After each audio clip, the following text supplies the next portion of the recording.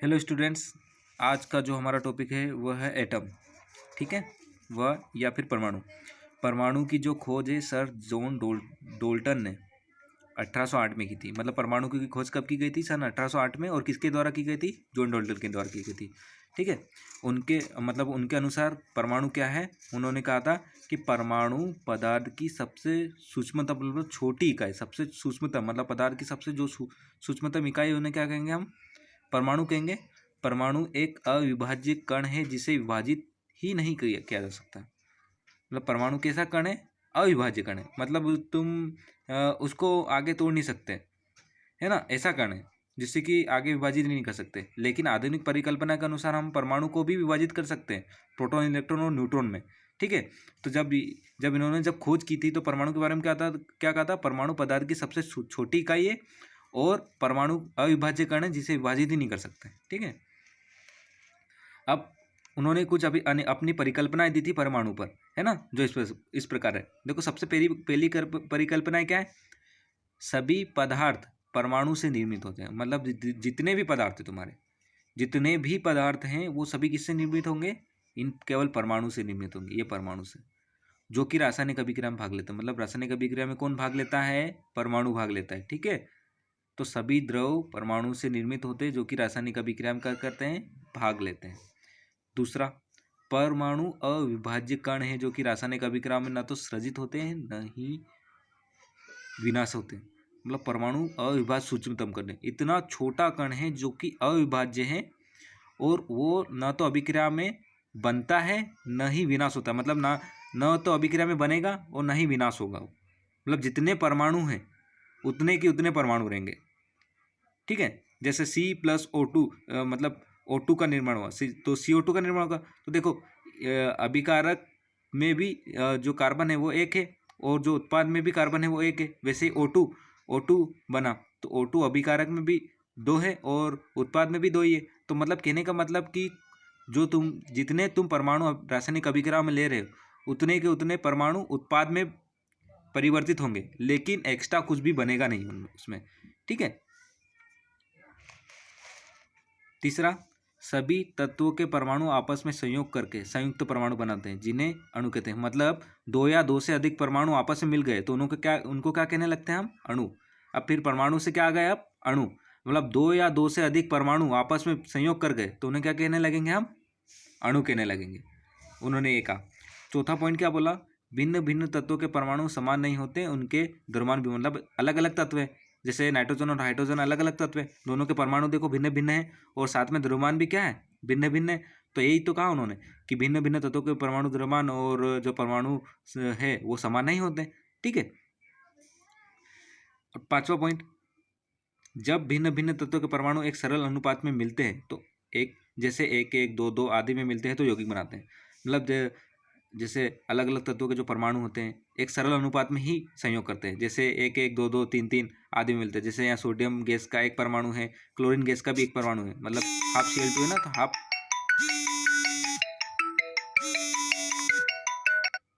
Half परमाणु है। ठीक है, तो ये Na और प्लस Cl2 आपस में मिलकर क्या बना है? NaCl बना है।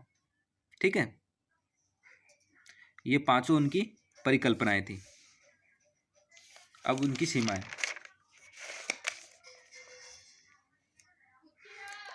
क्या थी? सबसे पहली सीमाएं देखिए। इस सिद्धांत के अनुसार परमाणु को विभाजित नहीं किया जा सकता। मतलब जब डोल्टन के सिद्धांत के अनुसार क्या है? परमाणु को विभाजित नहीं कर सकते, लेकिन आधुनिक प्रयोगों से स्पष्ट है कि परमाणु को हम आगे भी डिवाइड कर सकते हैं। कौन कौन से में? इलेक्ट्रॉन, प्रोटॉन और न्यूट्रॉन में डिवाइड कर सकते हैं परमाणु को। लेकिन जब डोल्टन ने परिकल्पना दी तो क्या बोला था? कि परमाणु को और हम आगे विभाजित ही नहीं कर सकते, है ना? लेकिन आधुनिक प्रयोगों से स्पष्ट हो गया है कि हम परमाणु को भी 3 कणों में विभाजित कर सकते हैं। कौन कौन से? इलेक्ट्रॉन, प्रोटॉन और न्यूट्रॉन। अब देखो, ये C6 परमाणु की संरचना के बारे में बता दो। देखो, एक परमाणु की संरचना में सबसे बीच में जो रहता है वो नाभिक होता है।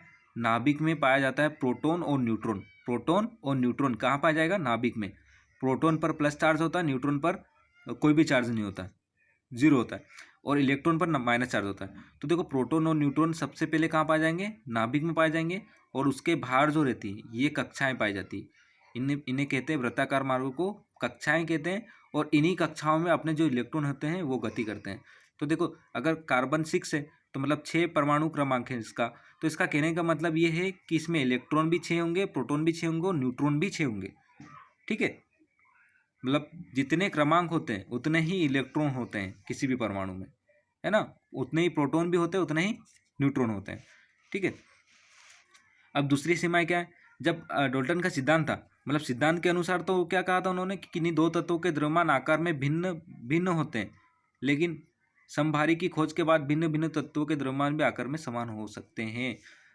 उनकी परिकल्पना में क्या था, क्या कहा था कि दो दो तत्व अलग अलग, जैसे नाइट्रोजन और हाइड्रोजन के दो अलग अलग तत्व हैं, तो उनके आकार और द्रव्यमान भिन्न भिन्न होंगे, लेकिन समभारी की जब खोज की गई तो अलग अलग तत्वों के द्रव्यमान भी सेम सेम होने लग गए और आकार भी समान होने लग गए। ठीक है, जैसे समभारिक क्या होता है, अलग अलग पदार्थ के वे परमाणु जिनके द्रव्यमान तो समान, देखो समभारिक मतलब समान हो जिसके भार, ठीक है, जिनकी मतलब अलग अलग पदार्थों के वे परमाणु जिनमें परमाणु द्रव्यमान तो समान किंतु परमाणु क्रमांक भिन्न भिन्न हो। मतलब जैसे आर्गन है, आर्गन का परमाणु क्रमांक 18 होता है, पोटेशियम का परमाणु क्रमांक 19 होता है, कैल्शियम का परमाणु क्रमांक 20 होता है, लेकिन इन तीनों का द्रव्यमान सेम होता है 40 40 40। और हमारे जो डाल्टन साहब हैं उन्होंने क्या बोला था कि इन तीनों पर मतलब अलग अलग तत्वों के जो परमाणु भार होंगे और परमाणु वो डिफरेंट होंगे और आकार वो डिफरेंट होंगे, लेकिन ये यहाँ पर देखो परमाणु भार तो सेम आ रहा है, तो इनको क्या कहा, समभारिक। कुछ समभारिक ऐसे होते हैं जो अलग अलग पदार्थों के तत्व होते हैं भी उनके उनको जो परमाणु भार है वो सेम आते हैं।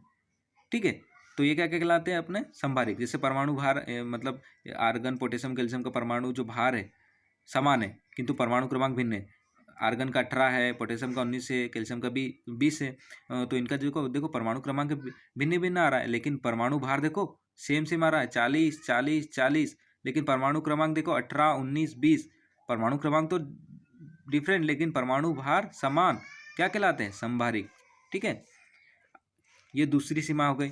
अब तीसरी सीमा क्या थी, तीसरी सीमा ये थी, इस तत्व के सिद्धांत मतलब इस सिद्धांत के अनुसार किसी तत्व के सभी परमाणु आकार एवं द्रव्यमान में समान होते हैं, लेकिन समभारी की समस्थानिक की खोज के बाद किसी भी तत्व के सभी परमाणु आकार एवं द्रव्यमान में अलग अलग हो सकते हैं। मतलब ये कहा था कि जैसे एक ही तत्व है, जैसे परमाणु जैसे हाइड्रोजन है, एक ही तत्व है, इसके 3 परमाणु, अब इन तीनों डाल्टन के अनुसार एक ही तत्व के जितने भी परमाणु होंगे उनके परमाणु भार और आकार समान होंगे, लेकिन जब समस्थानिक की खोज की गई तो ये पता चला कि जो एक ही तत्व के अगर अगर अलग अलग परमाणु हैं, एक ही तत्व के जैसे हाइड्रोजन के 3 परमाणु, अलग अलग परमाणु, तो इनके भार अलग अलग होंगे तो आकार भी इनका अलग ही होगा।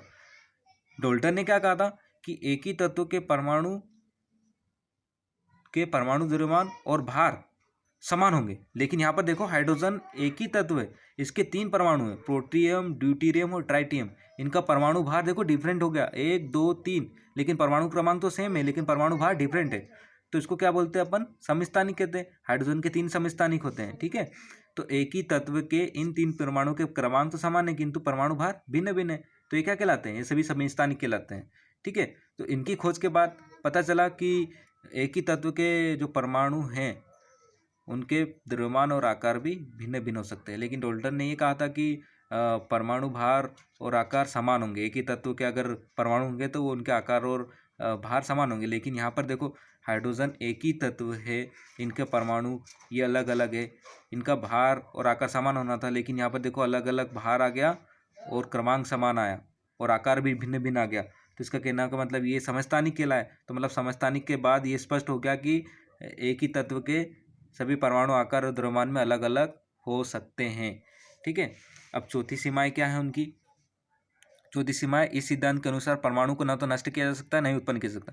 अपन ने पढ़ा ना कि डाल्टन के अनुसार परमाणु को ना तो नष्ट कर सकते ना ही उत्पन्न कर सकते, लेकिन आधुनिक रसायन में अपन है ना बड़े बड़े परमाणु को नाभिक में विखंडित कर रहे हैं, मतलब नष्ट कर रहे हैं, और छोटे छोटे परमाणु के नाभिक को छोटे छोटे परमाणु के नाभिक को संयुक्त होकर बड़े बड़े परमाणु भी बना रहे हैं, है ना। मतलब वो परिकल्पना भी उनकी आज गलत साबित हो रही है। मतलब क्या कहा था उन्होंने कि परमाणु को ना तो नष्ट कर सकते हैं नहीं उत्पन्न कर सकते हैं, लेकिन आधुनिक रसायन में हम परमाणु को नष्ट भी कर रहे हैं और उत्पन्न भी कर सकते हैं, है ना। नाभिकीय विखंडन में बड़े बड़े जो नाभिकीय विखंडन होते हैं वहाँ पर, है ना। नाभिक युगंडर में क्या होते हैं, छोटे छोटे परमाणु के नाभिक में बन जाते हैं, नाभिक में कन्वर्ट हो जाते हैं, और छोटे छोटे परमाणु के नाभिक संयुक्त होकर बड़े परमाणु बना लेते हैं। ठीक है। पांचवी सीमाएं क्या है, यह सिद्धांत गेलुसाका के आयतन संबंधी नियम को नहीं समझा पाया। मतलब ये जो सिद्धांत है गेलुसाका का, जो आयतन संबंधी नियम है, उसको समझाने में असफल रहा है। छठा क्या है, यह सिद्धांत अणु में उपस्थित विभिन्न परमाणु के मध्य लगने वाले बल को भी नहीं बता पाया। मतलब जैसे दो या दो से अधिक परमाणु आपस में मिलकर अणु बनाते हैं, तो परमाणु के मध्य कौन सा बल लग रहा है, मतलब उनके मध्य लगने वाले बल की प्रकृति को भी नहीं बता पाया था। ठीक है। तो ये थी सब डाल्टन की सीमाएं और उनकी परिकल्पना। ठीक है।